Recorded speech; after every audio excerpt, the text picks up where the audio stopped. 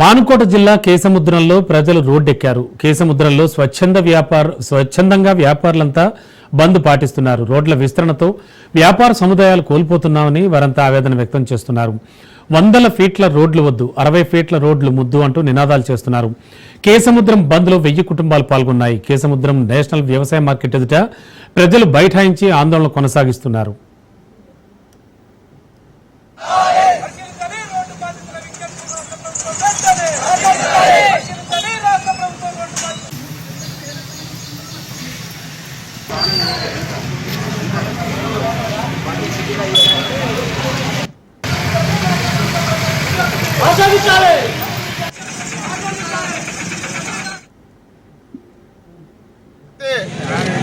కేసముద్రం మున్సిపాలిటీని రోడ్ల విస్తరణ పేరుతోటి ఒక సెంటర్ లైటింగ్ 100 ఫీట్లు శాంక్షన్ అని చెప్పి దాన్ని బేస్ చేసుకొని ఏళ్ల తరబడి చిరు వ్యాపారం నడిపించుకున్న వ్యాపారస్తులందరినీ కూడా రోడ్డు మీద పరిచే కార్యక్రమానికి నిరసనగా ఈరోజు కేసముద్రం మున్సిపాలిటీ పరిధి మొత్తాన్ని కూడా వ్యాపార సంస్థలందరూ కూడా స్వచ్ఛందంగా బంద్కు పిలిపించడం హర్షించదగ్గ విషయం.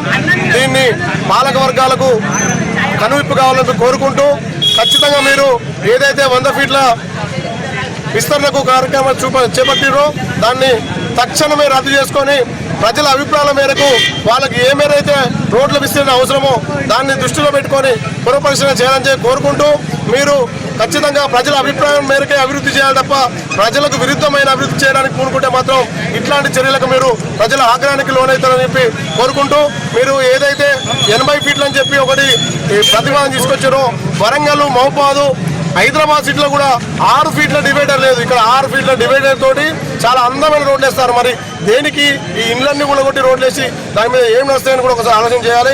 అటువంటి అభివృద్ధి కావాలనుకుంటే, అంత ఫ్లోటింగ్ ఉందనుకుంటే మీరు ఇంకొక 100 కోట్ల 50 కోట్ల శాంక్షన్ చేసి రింగ్ రోడ్ తీసుకురండి. కేసముద్రానికి పెద్ద పెద్ద వెహికల్స్ ఆల్రెడీ కేసముద్రం స్టేషన్కి ఒక బైపాస్ ఉంది. ఇంకొక బైపాస్ తీసుకొస్తే అంత పెద్ద రద్దీ కూడా ఇక్కడ తగ్గే అవకాశం ఉంటుంది. కాబట్టి వాణిజ్యపరంగా దీన్ని వ్యాపారం దృష్టిలో పెట్టుకొని మీరు ఖచ్చితంగా దీన్ని పునఃపరిశీలన చేయాలని చెప్పి మునుముందు కార్యక్రమాలు కూడా మేము వాళ్ళు కనుక 10 రోజులుగా ఈ యొక్క మున్సిపాలిటీ పరిధిలో ఉండబడినటువంటి వాళ్ళు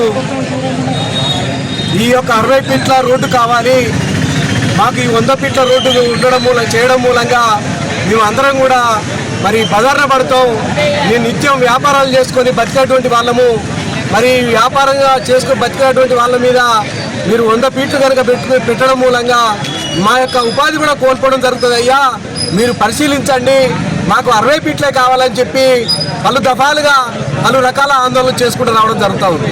అందులో భాగంగానే ఈరోజు ప్రజాస్వామ్యయుతంగా శాంతియుతంగా ఈరోజు స్వచ్ఛందంగానే బంధువు పిలిపించడం జరిగింది.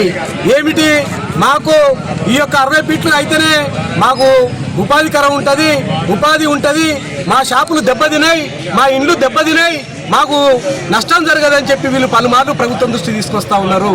ఈ యొక్క ప్రభుత్వం కూడా పరిశీలించాలా, ఎందుకు ఇక్కడ ఉండబడినటువంటి వాళ్ళు అడుగుతా ఉన్నారు. వీళ్ళందరూ రోడ్డు మీదకి ఎందుకు వస్తా ఉన్నారని చెప్పి ప్రభుత్వ పెద్దలు కూడా దీన్ని పరిశీలన చేయాల్సిన అవసరం ఉన్నది. వారిని కూడా పరిశీలించమని చెప్పి కూడా మీ సందర్భంగా